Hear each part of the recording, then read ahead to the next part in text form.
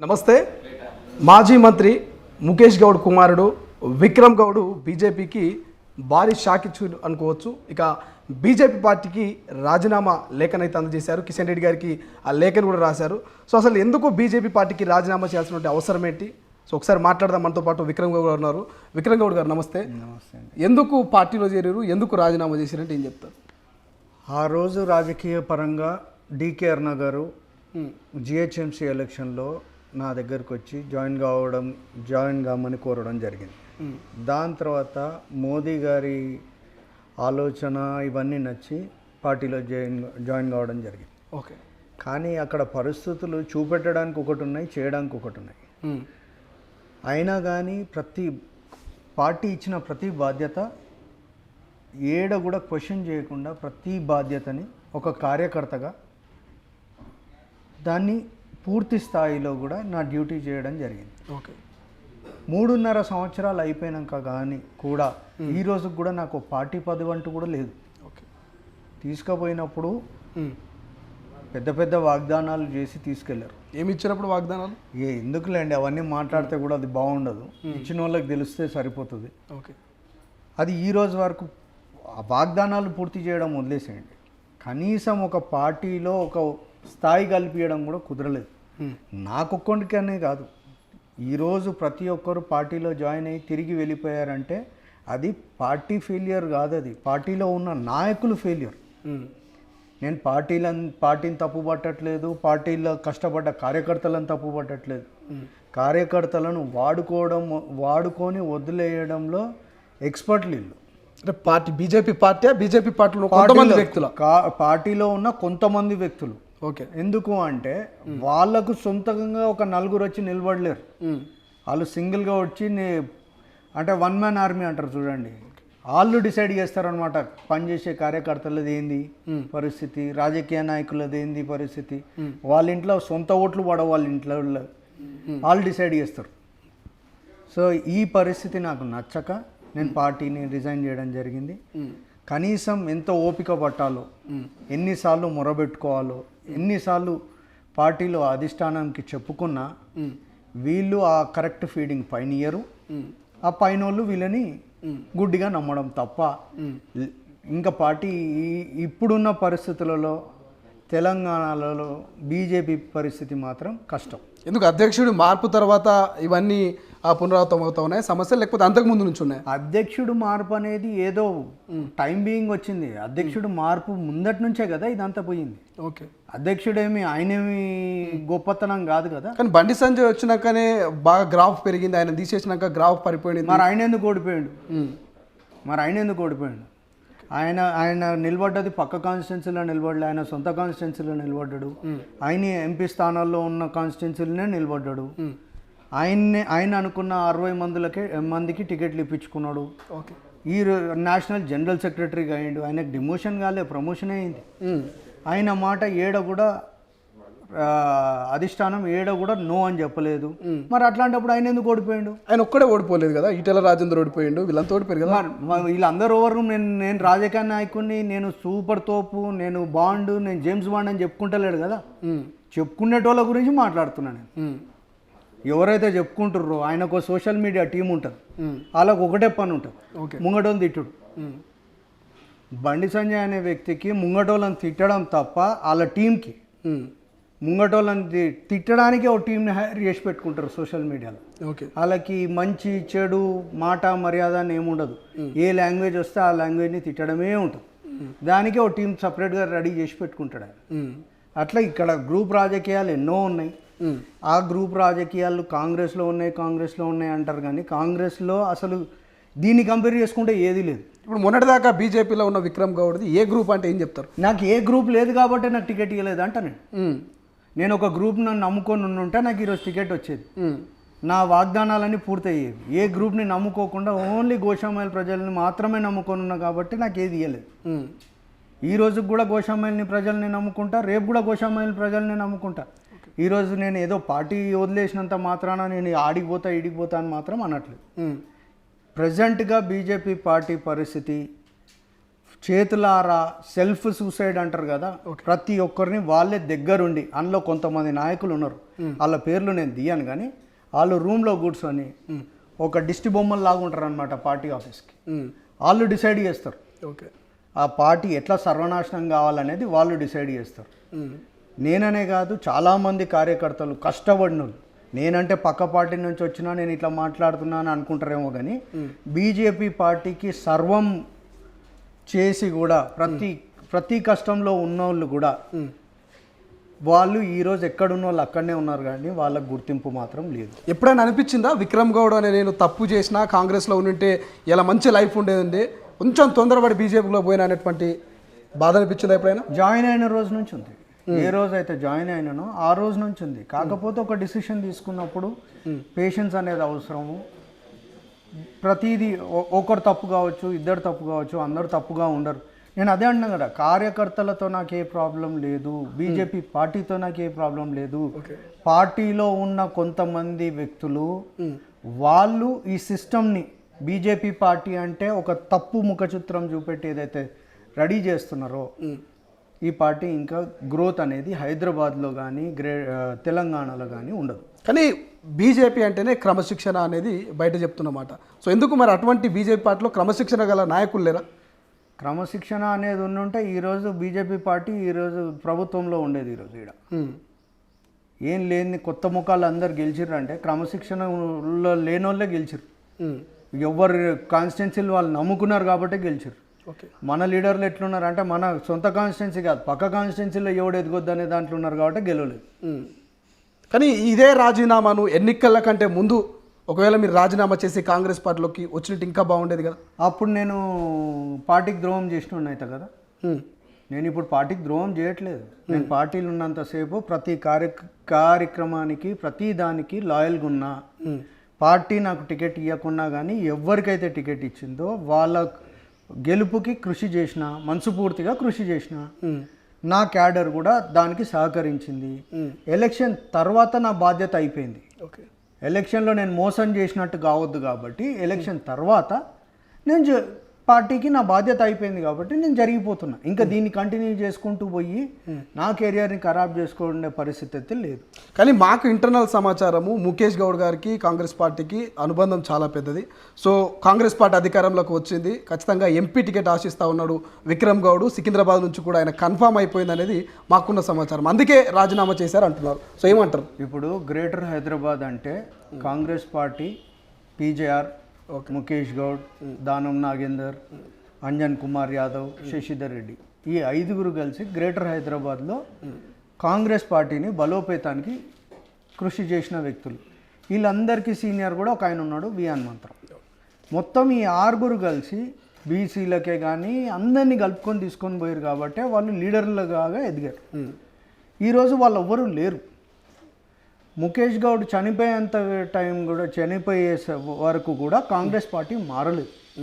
నేను ఆ రోజు మారడానికి కారణం, ఆ రోజు జరిగిన సందర్భము, జిహెచ్ఎంసీలో నాతో జరిగిన అన్యాయం తట్టుకోలేక మనసు పూర్తిగా బాధపడి బయటికి పోవాల్సి వచ్చింది. నాకంటూ ఒక క్రెడిబిలిటీ నేను సంపాదించుకుంటే కానీ ఫ్యూచర్ ఉండదు అనే ఆలోచనతో నేను పోవడం జరిగింది. కొత్త పార్టీ, ఇప్పుడు కాంగ్రెస్ పార్టీలో ఉన్నంత వరకు నన్ను ముఖేష్ గౌడ్ కొడుకులాగానే చూస్తారు, విక్రమ్ గౌడ్ లాగా చూడరు. అదే బీజేపీలోకి పోతే నన్ను విక్రమ్ గౌడ్ లాగానే ఉంటుంది కాబట్టి ఈరోజు ఆ క్రెడిబిలిటీ నేను సంపాదించుకున్నా అనే నమ్మకం తర్వాతనే నేను ఈ స్టెప్ తీసుకోవడం జరుగుతుంది. అక్కడ ఆ వాల్యూ లేదు. కానీ నా కార్యకర్తలే కానీ, నన్ను నమ్ముకున్న క్యాడరే కానీ, నేను ఆ రోజు ఏ ధైర్యం అయితే నాకు ఇచ్చిర్రో ఈరోజు అదే ధైర్యం నాకు ఇస్తున్నారు. తిరిగి కాంగ్రెస్లోకి వస్తానా రానా అనేది నేను రిజైన్ చేసి 15 నిమిషాలు కూడా కాలే. దానికి నేను ఇప్పుడు ఆన్సర్ చేయడం కూడా కరెక్ట్ కాదు. 100% ఒకవేళ రాజకీయం అనేది నాది ఇంకా చేసేది ముందు ఉంది అంటే మాత్రం అది కాంగ్రెస్లోనే ఉంటుంది. కానీ ఇంటర్నల్గా రేవంత్ రెడ్డి ఇక విక్రమ్ గౌడ్ను ఇంతకుముందు ముందు కలిసిండు, గెలిచిన తర్వాత కూడా నిన్న మొన్న ముఖ్యమంత్రి అయిన తర్వాత కూడా విక్రమ్ గౌడ్ ఇంటికి రేవంత్ రెడ్డి వచ్చిండు, ఇంటర్నల్గా అలా హామీ ఇచ్చిండు, ఎంపీ టికెట్ ఇస్తా, మీ నాన్నగారి విగ్రహం కూడా మోంజా మార్కెట్లో పెట్టిస్తా, నాన్నగారి చరిష్మాను అందరికీ తెలిసి స్టార్ట్ చేస్తా అనేటువంటి ఒక హామీ ఇచ్చిండు. హామీ మేరకే రాజీనామా చేసిన అనేది బయట నడుస్తున్న ప్రచారం, వాస్తవమేనా? ఇప్పుడు ముఖేష్ గౌడ్ గారు మా నాన్నగారు, నేను యాజ్ ఎ కొడుకుగా నా తండ్రి విగ్రహం కావాలని కోరుకోవడంలో తప్పులేదు. అది కాకుండా బీసీ నాయకుడిగా రావాలని ప్రతి బీసీ నాయకుడు కోరుకుంటాడు. బీసీలకు రిప్రజెంట్ చేశాడు కాబట్టి. రేవంత్ రెడ్డి గారు ఎంపీగా ఉన్నప్పుడు స్టాండింగ్ కౌన్సిల్లో ఆయన నోడుతోటి ఆయన్నే ప్రపోజల్ పెట్టాడు. అది నేను అడిగింది కాదు. ఓకే. ఆయన సొంతంగా ప్రపోజల్ పెట్టాడు కౌన్సిల్లో. జైపాల్ రెడ్డి గారి విగ్రహము, సుష్మా స్వరాజ్ గారి విగ్రహము, ముఖేష్ గౌడ్ గారి విగ్రహము ఖచ్చితంగా ఇచ్చి వాళ్ళకు తగినట్టు ప్రాధాన్యత ఇచ్చి వాళ్ళకు గౌరవం ఇవ్వాలి అని కోరుకున్న వ్యక్తి ఆయన. ఇంకా నా రిలేషన్ అంటారా, మా నాన్న హాస్పిటల్ ఉన్నప్పుడు మొట్టమొదటి వ్యక్తి స్పందించిన వ్యక్తి రేవంత్ రెడ్డి గారు. నాకు రాజకీయాలకు అతీతంగా రేవంత్ రెడ్డి అంటే ఇష్టం. ఆయన ఈరోజు ముఖ్యమంత్రి, కానీ నాకు ముందటి నుంచే నాకు బ్రదర్. ఆయన పార్టీలోకి వచ్చినప్పుడు ఆహ్వానించడంలో ఫస్ట్ ఉన్నాను. ఆయన రాకముందు టీడీపీలో ఉన్నప్పుడు కూడా ఆయన నాకు బ్రదరే, ఇప్పుడు కూడా బ్రదరే. ఓకే. సో ఆ రిలేషన్కి రాజకీయానికి సంబంధం లేదు. ఒకవేళ నేను రేపు పోయి జాయిన్ కావాలనుకుంటే నేను నా అర్హత ఏంది అనేది చూసే నన్ను ప్లేస్ చేయమని కోరుకుంటానే కానీ నేను ఆయన క్లోజ్ కదా అని మాత్రం ఆ ఉద్దేశంతో మాత్రం పోవట్లేదు. ఓకే. సో నిజంగా ఎంపీగా పోటీ చేయబోతున్నటువంటి వార్త కూడా వస్తున్నది. నిజంగా ఒకవేళ కాంగ్రెస్లో చేరినా, బీఆర్ఎస్లో చేరినా, ఇతర ఏ పార్టీలో చేరినా ఎంపీగా పోటీ చేసే అవకాశం ఉందా? బీఆర్ఎస్లో చేసే ఆలోచన మాత్రం చచ్చిపోయినా ఉండదు. బీఆర్ఎస్లో చచ్చిపోయినా బీఆర్ఎస్ ఎందుకు అంత బీఆర్ఎస్ అంటే అది అది అంతే. ఇంకా ఇప్పుడు బీఆర్ఎస్ అనేది నాకు అది రూల్డ్ అవుట్ విషయం. ఓకే. కాంగ్రెస్లోనే జాయిన్ అవుతా, కార్యకర్తలాగా మిగిలిపోయినా పర్వాలేదు. ఒకవేళ పార్టీ అవకాశం ఇస్తే ఏ బాధ్యత ఇచ్చినా చేయడానికి రెడీ. కానీ ఒక కాంగ్రెస్లో జాయిన్ అయినాక మాత్రం కార్యకర్తగా మిగిలిపోవడానికి కూడా సిద్ధంగా ఉన్నా. కానీ బీజేపీలో ఇంకా మనసు చంపుకొని సెల్ఫ్ రెస్పెక్ట్ పోగొట్టుకొని మాత్రం కంటిన్యూ అయ్యే పరిస్థితి అయితే లేదు. ఇప్పుడు మొన్న ఎన్నికల్లో బీసీని సీఎం చేస్తా అంటే ఏమో బీజేపీ చెప్పింది, కానీ కనీసం బీసీలకు వాళ్ళ సామర్థ్యం ప్రకారం ఒక 50% సీట్లు కూడా కాంగ్రెస్ పార్టీ కేటాయించిన పరిస్థితి. సో అటువంటి బీసీ నాయకుడు ఇప్పుడు కాంగ్రెస్లో చేరుతున్నాడు విక్రమ్ గౌడ్. సో మీకేమైనా బీసీకి సముచిత న్యాయం ఇస్తుంది అనేటువంటి నమ్మకం ఉన్నదా? బీసీలకి న్యాయం చేయకపోతే ఈరోజు పొన్నం ప్రభాకర్ గారికి గుండెకాయ అయిన హైదరాబాద్ ఇన్ఛార్జ్ మంత్రిగా చేయరు. బీసీ నాయకునికి ఇచ్చారు. తెలంగాణకి గుండెకాయే హైదరాబాద్ని ఒక ఇన్ఛార్జ్ మినిస్టర్, ఒక బీసీ నాయకుడు, ఒక గౌడు బిడ్డకి ఇచ్చారు అంటేనే దాంట్లోనే బీసీలకి ప్రాధాన్యత ఉందా లేదా అని మీరే అర్థం చేసుకోవాలి. ఇంకా అది లేదు అని చెప్పుకోవాలనుకుంటే చాలామంది ఎన్నో విషయాలు చెప్పుకుంటారు. కానీ కాంగ్రెస్ పార్టీనే బీసీలను కాపాడింది. ముఖేష్ గౌడ్ అయ్యింది కాంగ్రెస్ పార్టీలనే. నేను మేయర్ అభ్యర్థిగా నన్ను అనౌన్స్ చేసిందే కాంగ్రెస్ పార్టీ.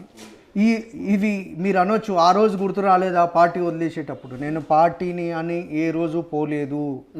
పార్టీలో ఉన్న కొంతమంది వ్యక్తులు ఆ రోజు నన్ను మా నాన్నగారు చనిపోయాక నాతో ప్రవర్తించిన విధానం నచ్చక మనస్తాపంతో బీజేపీలో జాయిన్ అయ్యా.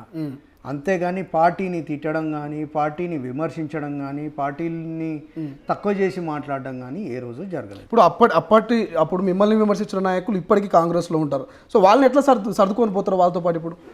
ఇప్పుడు నా ఏజ్ 40. రాజకీయంలో తిట్టేటోళ్ళు ఉంటారు, మెచ్చుకునేటోళ్ళు ఉంటారు. ఆ రోజు నన్ను తిట్టిన వాళ్ళు ఈరోజు నన్ను కలవడానికి రెడీగా ఉన్నారు. నేను పెద్ద నాకంటే ఏజ్ వాళ్ళకు కడుపులో తలబెట్టడానికి నాకేమీ అది లేదు. నాతో తప్పు అయితే క్షమించమని అడగడానికి నేనేం వెనకాల పోను. అది నేను ముఖేష్ గౌడ్ గారి కొడుకుని నేను ఇంతే ఉండాలి అని మాత్రం నాకు లేదు. పెద్దోళ్ళనైనా చిన్నోళ్ళనైనా, నాకంటే చిన్నోళ్ళనైనా, నాకంటే పెద్దోళ్ళనైనా, నాతో తిట్టే వాళ్ళనైనా కలుపుకొని పోవడానికి నేను రెడీగా ఉన్నా. అవసరం ఉంటే కాళ్ళు ముక్కడానికి, అవసరం ఉంటే కడుపులో తల పెట్టి నన్ను క్షమించు అనడానికి నేనేం వెనకలు పోను. నేను దాంతో చిన్నోన్ని అయిపోను. ఇప్పుడు కాంగ్రెస్ పార్టీ గెలిచింది, అధికారంలోకి వచ్చింది కాబట్టి బీజేపీ నుంచి కాంగ్రెస్లోకి వస్తున్నాడు విక్రమ్ గౌడ్ అనేది చాలామంది అనుకుంటారు. ఒకవేళ కాంగ్రెస్ గెలవకుంటే నిజంగా బీజేపీ నుంచి కాంగ్రెస్లోకి వచ్చిన వాళ్ళు నేను కాంగ్రెస్లో గెలిచే అవకాశం ఉన్నా నేను కాంగ్రెస్లోకి పోయి టికెట్ అడగలేదు. లాస్ట్ మూమెంట్ వరకు టికెట్ ఆపి పెట్టినా కానీ నేను కాంగ్రెస్ టికెట్ తీసుకోలేదు. ఎందుకు? పార్టీకి మోసం చేసిన అయితే కానీ. ఇప్పుడు నాకు ఎమ్మెల్సీ ఇస్తారో లేక కార్పొరేషన్ చైర్మన్ ఇస్తారో అని పోవట్లేదు. నేను ఒక కార్యకర్తలాగా పోతున్నా. నేను ఒక కాంగ్రెస్ కార్యకర్త లాగా మాత్రమే జాయిన్ అవుతున్నా. పదవి అంటే పవర్ వచ్చింది కదా అని పోయేది ఉండే అన్నట్టు టీఆర్ఎస్లోకి అప్పుడే పోయేటోని. పవరే ఇంపార్టెంట్ అయ్యి ఉంటే పవరే ఇంపార్టెంట్ అయ్యి ఉంటే అందరిలాగా సో కాల్డ్ కొన్ని పేర్లు తీయను, కాళ్ళు ఒక డిఫరెంట్ లాంగ్వేజ్ వాడినోళ్ళు పోయి కాళ్ళు మొక్కి ఏ పదవులు అయితే వచ్చిర్రో అది కూడా నేను కూడా చేసేటోని. ఆ కాళ్ళు మొక్కడం నాతో రాదు కాబట్టి నేను నా సెల్ఫ్ రెస్పెక్ట్ చంపుకోలేక కాంగ్రెస్లోనే ఉంటా. కానీ చివరి క్షణం వరకు రాజా సింగ్ సస్పెన్షన్ ఎత్తివేయనంత వరకు కూడా ఇక గోషమాల్ అంటే ఖచ్చితంగా విక్రమ్ గౌడ్ టికెట్ కన్ఫామ్ అనేటువంటి రీతిలో ప్రచారం జరిగింది. సో చివరి క్షణంలో టికెట్ రాకపోవడం బాధ అనిపించిందా? ఖచ్చితంగా బాధ ఉంటుంది కదండి. మూడు సంవత్సరాలు కష్టపడి మా నాన్న లెగసీ 40 ఏళ్ళ లెగసీని నేను పక్కన పెట్టి ఒక పార్టీని నమ్ముకొని కొంతమంది నాయకులు నాకు ఇచ్చిన హామీలను నమ్మి అవుట్రేట్గా పనిచేసుకుంటూ పోయి ప్రతి కార్యకర్తని కలుపుకుంటూ పోయి లాస్ట్కి టికెట్ రాకపోతే బాధగా ఉంటుంది కదా. ఇప్పుడు నిజంగా విక్రమ్ గౌడ్ సపోర్ట్ తోటి గోషమాల రాజాసింగ్ గెలిచిండా లేక నిజంగానే రాజాసింగ్ ఆ చరిష్మా క్రేజ్ తోటి గెలిచిందంటే ఏం చెప్తారు? Congress vote bank గోషామేల్లో 30,000. ఈరోజు రాజాసింగ్ గారు గెలిచింది 22,000 ఓట్లతో గెలిచారు. ప్రజెంట్ కాంగ్రెస్ ఓట్ బ్యాంక్ అక్కడ 6,000 పడ్డది. అది ముఖేష్ గౌడ్ ఓట్లతోంటే ఆయన గెలిచిండని నేను అంటాను. నేనే కాదు అక్కడ గోషామేల్ ప్రజలు కూడా నమ్ముతారు. ఆయన ఓడిపోతాడనే పెద్ద మాట నేను అనను. ఎందుకంటే 2 సార్లు గెలిచిన వ్యక్తి, సీనియర్ మోస్ట్, 10 ఏళ్ళు సర్వీస్ ఉన్నాడు. ఆయన ఒక నేషనల్ ఫిగర్. ఆయనను తక్కువ చేసి మాట్లాడే అది తప్పు అవుతుంది. నేను పార్టీ చేంజ్ అవుతున్నా కదా అని విమర్శించడం అది కరెక్ట్ కాదు. కానీ ఈరోజు ఆయన గెలవడానికి కారణం మాత్రం ముఖేష్ గౌడ్ క్యాడర్ తోటి ఆయన గెలిచిండని మాత్రం అది ఆయన నమ్మాలే, ఆయన నమ్ముకున్న క్యాడరు నమ్మాలే. కాంగ్రెస్ కార్యకర్త ప్రతి ఒక్కరు మనస్ఫూర్తిగా హెల్ప్ చేశారు కాబట్టి ఆయన బయటపడ్డాడు. ఇప్పుడు ఒకవేళ కాంగ్రెస్ అభ్యర్థి అయినటువంటి సునీతారావు ప్లేస్లో విక్రమ్ గౌడ్ ఉంటే ఆపోజిషన్లో ఒకవేళ రాజాసింగ్ ఉంటే విక్రమ్ గౌడ్ గెలిచిందా రాజాసింగ్ గెలిచిందంటే ఏం చెప్తారు? గెలుపు ఓటమి 5,000 మధ్యలో ఉండేది. ఆయన గెలిచేదైనా నేను గెలిచేదైనా 5,000 మధ్యలోనే ఉండేది. నేను సునీతారావు గారిని తక్కువ చేసి మాట్లాడడం కరెక్ట్ కాదు. ఎందుకంటే పార్టీ వీక్ ఉన్న మూమెంట్లో ఆమె వచ్చి కంటెస్ట్ చేసి నిలబడింది, 6,000 తీసుకుంది. అదే చాలా గొప్ప విషయం. ఎందుకంటే ఆమెకి 10 రోజులు కూడా టైం ఇవ్వలేదు కంటెస్ట్ చేసి ఏదో మార్జిన్ రావడానికి. ఆబ్వియస్లీ ఆమె కంటే కొంచెం బెటర్ ఆప్షన్ నేను ఉండేది ఒకవేళ నేను కాంగ్రెస్లో ఉండుంటే. ఓకే, సో ఏం చెప్తారు ఇప్పుడు ఒకవేళ గోషమాల్ కాకుండా సో ఇతర వేరే ఇంకేమన్నా ఒకవేళ టికెట్ ఇచ్చినట్టు అక్కడి నుంచి కూడా పోటీ చేయడానికి సిద్ధంగా ఉండేదా చివరి క్షణాల్లో బీజేపీ? కాంగ్రెస్ పార్టీ ఏ బాధ్యత ఇస్తుందో నేను నిలబడడానికి రెడీ ఉన్నా. బీజేపీ పార్టీ అనేది చెప్పా కదా, కొంతమంది ఈ పార్టీని నాశనం చేసి అమ్ముకుండే పరిస్థితులకు వచ్చారు. ఓకే, వాళ్ళు కార్యకర్తల కష్టాన్ని దాంతో ఆడుకుంటున్నారే కానీ నిజంగా ఒక కార్యకర్తకి ఇచ్చి చూపెట్టండి, ఇంటింటికి పోయి కాళ్ళు పట్టుకొని వాళ్ళు గెలిచి చూపెడతారు. ఇప్పుడు ముఖ్యమంత్రిగా రేవంత్ రెడ్డి ప్రమాణ స్వీకారం చేసిన రోజు నుంచి ఇప్పటి వరకు దాదాపు 1 మంత్ అయింది. ఈ 1 మంత్లో కాంగ్రెస్ పరిపాలన ఎట్లుంది, రేవంత్ రెడ్డి పరిపాలన ఎట్లుంది, నచ్చిందా ఏమన్నా మీకు? అసలు నచ్చింది కాబట్టి వెళ్తున్నా. ఫిక్స్ అయిపోయారు వెళ్తా అని ఫిక్స్ అయినా. నేను కార్యకర్తలా మిగిలిపోవడానికి కూడా రెడీ ఉన్నా, కానీ కాంగ్రెస్కే వెళ్తా పక్కా. పక్కా. ఓకే, ఏం చెప్తారు మీ గోషామహల్ ప్రజలకు? బీజేపీలో 3 ఏళ్ల పాటు మీ ప్రయాణం ఇప్పుడు మళ్ళీ కాంగ్రెస్లోకి కమ్బ్యాక్ అనుకోవచ్చు. సో ఏం చెప్పదలుచుకున్నారు ఈ సందర్భంగా? ముఖేష్ గౌడ్ లెగసీని మళ్ళీ తిరిగి తేయడానికి నా వంతు కృషి నేను చేస్తా. గోషామేలే కాదు, గ్రేటర్ హైదరాబాద్లో ప్రతి ఒక్కరి ఇంటికి పార్టీలు మారి మనసు సంపుకొని టీఆర్ఎస్లోకి పోయిన వాళ్ళే కానీ, బీజేపీలోకి పోయిన వాళ్ళే కానీ, టీడీపీలోకి పోయిన వాళ్ళే కానీ ఎవరైతే అయిష్టంగా ఉన్నారో ప్రతి ఇంటికి వెళ్తా, ప్రతి ఒక్కరిని కోరుతా. గ్రేటర్ హైదరాబాద్ అనేది కాంగ్రెస్ కంచుకోటగా ఉండే, దాన్ని తిరిగి కంచుకోటగా మార్చడానికి నా వంతు ప్రయత్నం నేను చేస్తాను. ముఖేష్ గౌడ్ అనగానే మాస్ లీడర్గా మంచి పేరు తెచ్చుకుండా ప్రజలందరిలో మంచి ఆదరణ పొందిండు. ఇప్పుడు విక్రమ్ గౌడ్ ఒక యూత్ లీడర్గా అందరినీ సాటిస్ఫై చేయగలుగుతారా? ఒక ఏకదాటిని తీసుకొచ్చి భవిష్యత్తులో ఎమ్మెల్యేగానో ఎంపీగానో చూసే అవకాశం ఉందా మిమ్మల్ని? పార్టీ అవకాశం ఇస్తే ఖచ్చితంగా చూసే అవకాశం ఉంటుంది. నా వంతు ప్రయత్నం ఏడ కూడా తగ్గను. ప్రతి ఒక్కరిని కలుపుకొని పోవడానికే ప్రయత్నిస్తాను. నన్ను తిట్టే వాళ్ళు ఉన్నా కానీ వాళ్ళని కలుపుకొని పోవడానికే ప్రయత్నిస్తాను. చివరగా ఇక కాంగ్రెస్ పార్టీలో చేరుతాను మీరు ఫిక్స్ అయ్యారు మెంటల్ కాబట్టి ఎప్పుడు జరబోతున్నారు, ఎవరి సమక్షంలో జరబోతున్నారు? ఎప్పుడు చేరబోతున్నాను అనేది ఇప్పుడే కదా చేసింది. కొంచెం మంచి రోజు చూసుకొని పెద్దలతో మాట్లాడుకొని సీఎం గారితో, దామన్నతో, శ్రీధర్ బాబు గారితో, బట్టి గారితో, వీళ్ళందరూ ఉన్నారు కదా. కాంగ్రెస్ పార్టీ అంటే సింగిల్ వ్యక్తి కాదు కదా, అందరు కలిస్తేనే కాంగ్రెస్ కాబట్టి అందరితో మాట్లాడుకొని వాళ్ళు ఎప్పుడు అవకాశం ఇస్తే అప్పుడు జాయిన్ కావడానికి హైదరాబాద్లోనే జాయిన్ అవుతా, గాంధీ భవన్లోనే జాయిన్ అవుతా.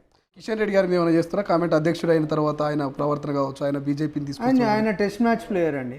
ఫస్ట్ డే నుంచి లాస్ట్ బాల్ వరకు ఆయన్నే ఆడుతుంటాడు. సో అది నాకు ఆయన పైన విమర్శించడానికి నాకు ఏం లేదు. అది మ్యాచ్ విన్ అవుతారా ఓడిపోతారా అది ఆయనకే తెలియాలి. ఇప్పుడు ఈటల రాజేందర్ లాంటి సీనియర్ నాయకులు కూడా బీఆర్ఎస్ను వదిలిపెట్టి బీజేపీకి వచ్చారు. సో అటువంటి నాయకులు ఉండగా కూడా ఇటువంటి గొడవలు ఇవన్నీ ఉన్నాయా? ఆయన సీటు తప్ప ఇంకొకరి సీట్ అవసరం లేదు ఆయనకి, కాబట్టి అది ఆయన చూసుకోవాలి. ఆయన ఇప్పుడు మీ బీజేపీ పార్టీలో ఉన్నటువంటి నాయకులంతా కూడా ఎప్పుడు అందరూ ఒకసారి కలిసి ఒకసారి మనం అందరం అధికారంలోకి వచ్చే విధంగా పోదాం, అందరినీ కలుపుకుపోదాం అనేటువంటి రకమైన చర్చ ఎప్పుడు చేయలేదు ఇంతవరకు? అసలు కలుపుకొని అనేది బీజేపీలో లేదు కదా. నేను చెప్తాం మీరు వినండి అనేది మాత్రమే ఉంటుంది. కార్యకర్తలను ఎప్పుడైనా పిలిచి మాట్లాడితే కదా తెలిసేది. సరే, చివరిగా మీరు బీజేపీని పెడుతున్నారు. ఇక ఆ బీజేపీ ఓటమికి ప్రధానంగా ఎవరి కారణం అంటే ఏం చెప్తారన్న? బీజేపీ స్టేట్ లీడర్షిప్ అని మాత్రం చెప్తాను. ఓకే, ఆ లీడర్షిప్లో ఒక అధ్యక్షుడు ఒక్కడే రాడు. స్టేట్ లీడర్షిప్ అంటే సోకాల్డ్ పదవులు అనుభవించి పైనుంచి సపోర్ట్ ఉన్నా కానీ చేసుకోలేక లీడర్గా కొత్త కార్యకర్తలు ఎదిగితే మా ఉనికి తగ్గిపోతుంది అనే ఆలోచనతో ఎవరైతే ఉన్నారో వాళ్ళ గురించి మాట్లాడతారు. Yes, thank you. సో ఇది మొత్తం మీద విక్రమ్ గౌడ్ బీజేపీని వీడుతున్నారు. ఇక కాంగ్రెస్ పార్టీలో ఏ పదవి ఉన్నా లేకున్నా కార్యకర్తగా కొనసాగుతా కానీ బీజేపీలో మాత్రం ఉండనటువంటి ఒక స్పష్టమైనటువంటి క్లారిటీ అయితే ఇచ్చారు. సో చూద్దాం మరి భవిష్యత్తులో ఏం జరగబోతుంది, ఎప్పుడు ఎవరి సమక్షంలో జాయిన్ కాబోతున్నాడు. కెమెరా పర్సన్ అజయ్తో శ్రీశైలం, తొలి వెలుగు, హైదరాబాద్.